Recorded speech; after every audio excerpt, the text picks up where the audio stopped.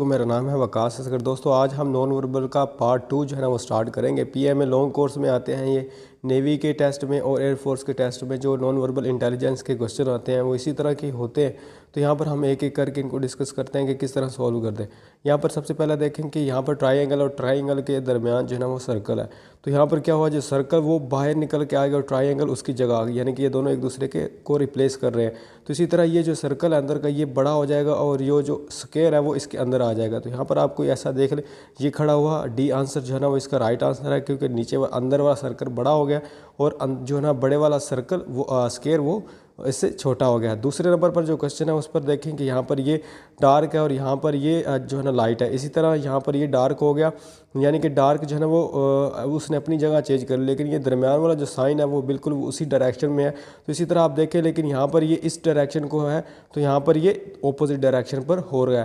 तो इसी तरह आप देखें कि ये डार्क इस तरफ चला जाएगा और ये इसी तरफ रहेगा, लेकिन ये इसकी डायरेक्शन अगर इस तरफ है, यानी कि ये अगर टाइम पीस का हिसाब लगाएं तो ये इसकी जो है ना ये वाली कॉर्नर ये 3 पर है, तो ये इसकी कॉर्नर इस 45 पर आ जाएगी। तो यहाँ पर देखें कि डार्क जो है ना वो हमारा ऊपर होना चाहिए, तो यहाँ पर डार्क ऊपर है और जो है ना खाली जगह वो नीचे आ गई है, ठीक है।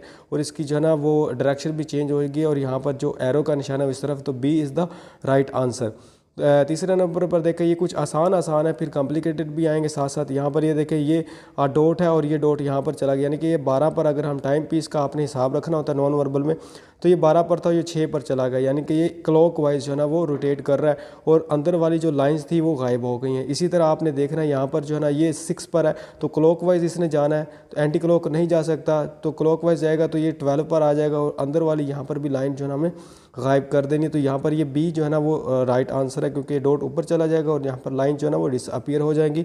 उसके बाद ये फोर्थ वन देखें, यहाँ पर ये एरो का निशान जो है ना मेरी लेफ्ट साइड पर और वहाँ पर डॉट लगा और अचानक से ये पीछे की तरफ हो गया, यानी कि ये clock wise anti clock wise move on हो गया और एरो जो है ना वो नीचे की तरफ चला गया। जैसे कि यहाँ पर ये है और ये यूँ समझ लें कि यहाँ पर ये 15 की तरफ इशारा कर रहा है, तो ये आ जाएगा 30 की तरफ, यानी कि इसका जो रुख है वो यहाँ से ये जैसे ये यहाँ पर हुआ है जी एंटी क्लॉक वाइज, उसी तरह ये यहाँ से एंटी क्लॉक वाइज हो जाएगा।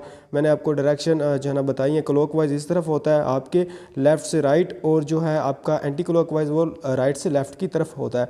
तो जो ये ऊपर की तरफ मूव हो जाएगा और ये उसके ऊपर ही रहेगा, तो यहाँ पर जो ए है इसका राइट आंसर, यानी कि ये जैसे कि 15 पर था और ये 12 पर चला गया, 15 मिनट का इसने फासला तय किया एंटी क्लॉकवाइज। ये भी एंटी क्लॉकवाइज जब यहाँ पर खड़ा हुआ है, तो यहाँ पर ये 45 पर तकरीबन खड़ा हुआ है या 15 पर अंदाज़ा लगा, लेकिन 45 पर इसका है, तो ये 30 पर आ जाएगा 15 मिनट का फासला तय करके। फिफ्थ वन देखें, यहाँ पर ये जो है ना साइन इसके साथ एक छोटा सा इसी तरह आ गया, लेकिन ये इसके बिल्कुल ऑपोजिट थोड़ा सा, लेकिन ये दोनों डार्क हो गए हाफ हाफ।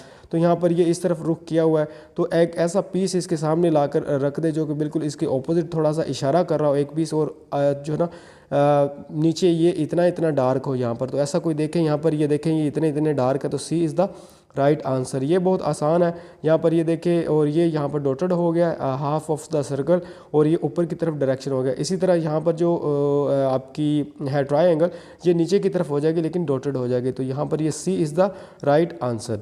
उसके बाद यहाँ पर ये थोड़ा सा देखिएगा गौर से, इस तरह के होते हैं छोटे छोटे क्वेश्चन कि ये ऊपर की तरफ है और एकदम ये ऑपोजिट साइड पर आ गया, जो डार्क था वो बिल्कुल वहीं अपनी जगह पर रहा है। तो यहाँ पर ये तकरीबन इस तरफ अगर है मेरी राइट साइड पर, तो ये एकदम लेफ़्ट साइड पर आ जाएगा। तो यहाँ पर देखें लेफ़्ट साइड पर ये भी है लेकिन ये भी है, तो यहाँ पर जो राइट आंसर होगा वो कौन सा होगा, ये ई वाला, क्योंकि यहाँ पर सी में देखें ये डार्क साइड इसकी बैक साइड पे तकरीबन है, लेकिन यहाँ पर डार्क साइड जो है दरमियान में है, तो दरमियान में यही है, तो E is the right answer. उसके बाद ये 8-1 चलें, तो यहाँ पर आप एरो का निशान जो है ना वो बिल्कुल नीचे की तरफ है, एकदम 2 एरो हो गए और ऊपर की तरफ जानिब हो गए। यहाँ पर ये नीचे की तरफ है, तो यहाँ पर ये भी 2 हो जाएंगे और ऊपर की तरफ जानिब हो जाएंगे, तो ये आसान सा जो है ना आंसर है, ये सी इज़ द राइट आंसर। उसके बाद 9 पर चले जाए। 9 पर देखें कि एक स्क्वायर बना हुआ है और इसके अंदर भी एक स्क्वायर है लेकिन टेढ़ा मेढ़ा है, उसके अंदर जो है ना वो लाइंस लगी हुई। इसी तरह ये एक ट्रायंगल है और इसके अंदर भी एक ट्रायंगल है जो कि बिल्कुल एक टेढ़ी मेढ़ी यानी कि इसके उल्ट है, तो यहाँ पर जो है ना वो लाइंस लगी हुई हैं। यानी कि एक चीज़ जैसे कि यहाँ पर ये देखें ये सर्कल है, इसके अंदर सर्कल है, तो यहाँ पर हम क्या करेंगे, ऐसा कोई ढूंढेंगे जिसमें एक सर्कल हो, जैसे कि यहाँ पर ये था, और उसके बाद यहाँ पर एक ट्रायंगल हो और ट्रायंगल के अंदर जो है ना वो इस तरह का कोई आंसर होना चाहिए। यहाँ पर हमारे पास जो है ना आई थिंक यहाँ पर ये लाइंस थी और ट्रायंगल के दरमियान यहाँ पर लाइंस थी, जो यहाँ पर ये एक खाली है, तो यहाँ पर भी ट्रायंगल के अंदर जो है ना वो खाली होना चाहिए, तो D is the right answer. यानी कि यहाँ पर एक स्क्वायर था और एक ट्रायंगल थी, क्योंकि इसमें भी लाइंस थी तो इसमें भी लाइंस आ गई, लेकिन यहाँ पर लाइंस नहीं है तो इसलिए इस ट्रायंगल में भी लाइंस नहीं होगी, तो D is the right answer. तो यहाँ पर जी 10th वन आप देखें कि यहाँ पर जो सर्कल है अंदर का वो गायब हो गया, डिसअपीयर हो गया। यही सर्कल जो है इसमें ट्रायंगल को हम जब गायब करेंगे, डिसअपीयर करेंगे, तो सी इज़ द राइट आंसर। यहाँ पर देखें कि ये इस तरफ डायरेक्शन को एक कॉर्नर पर है, जो दूसरा है वो उसकी ऑपोजिट कॉर्नर पर है, तो दोनों यहाँ पर ये पीस इस डायरेक्शन को, इसके साथ वाला एक और होगा जो इस डायरेक्शन को होगा, तो A is the right answer.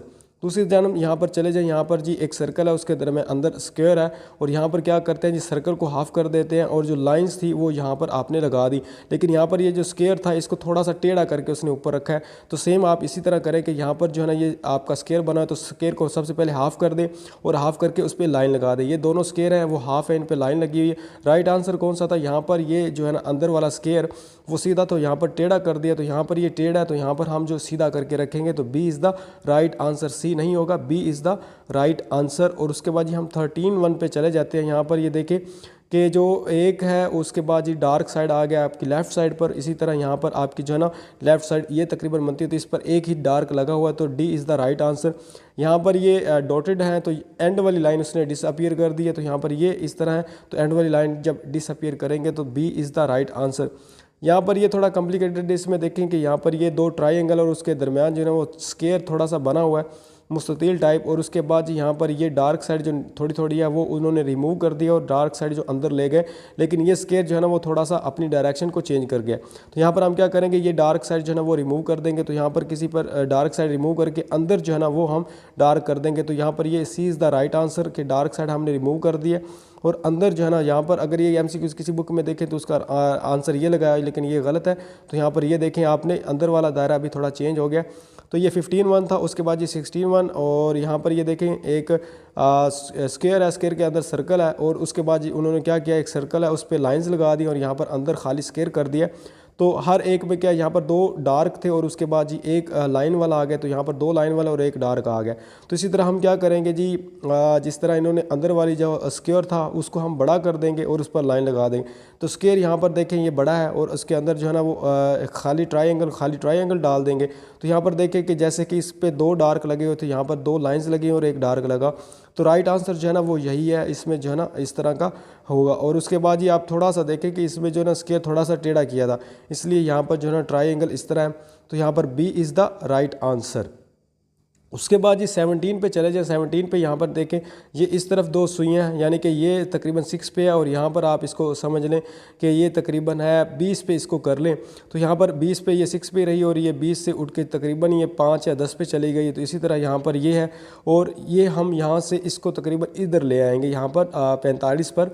यहाँ पर मैंने आपको बताया अगर ये 25 पे थी, 25 पे कर लें, 25 पे, तो फिर यहाँ पर ये चली गई जी 10 पे कर लें, या आप इस तरह ये 20 पे कर लें और उसके बाद ये 10 पे चलेगी, यानी कि 10 का उसने फासला तय किया। और यहाँ पर आप ये 35 पे कर लें तो 45 पे। यूँ आप समझें कि यहाँ पर उसकी जो सुई है वो थी यहाँ पर जी 20 पे और उसके बाद ये चली गई 10 पे। ठीक है, 10 मिनट का उसने फासला तय किया एंटी क्लॉकवाइज।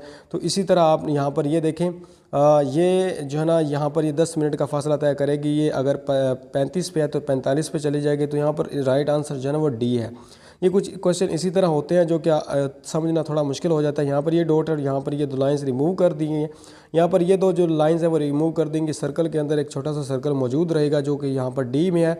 उसके बाद D is the right answer. और 19th वन देखें कि यहाँ पर आपकी ट्रायंगल है और उसके अंदर एक डार्क ट्रायंगल है। तो यहाँ पर ट्रायंगल जो है ना वो उल्ट कर दी गई और डार्क को उन्होंने लाइट करके इसको जो है ना ऊपर की साइड पर यानी कि दोनों को ऑपोजिट कर दिया। तो यहाँ पर ये देखें, इसमें हमने क्या करना, डार्क को रिप्लेस कर देना। यहाँ पर से लाइट, ये दोनों डार्क हो जाएंगी और ये जो है ना वो लाइट हो जाएगी। तो इसमें कोई सा भी देख रहे हैं जिसमें डायरेक्शन भी चेंज हो, जैसे ये उल्ट था इस तरह, तो ये यहाँ पर इस तरफ हो जाएगा।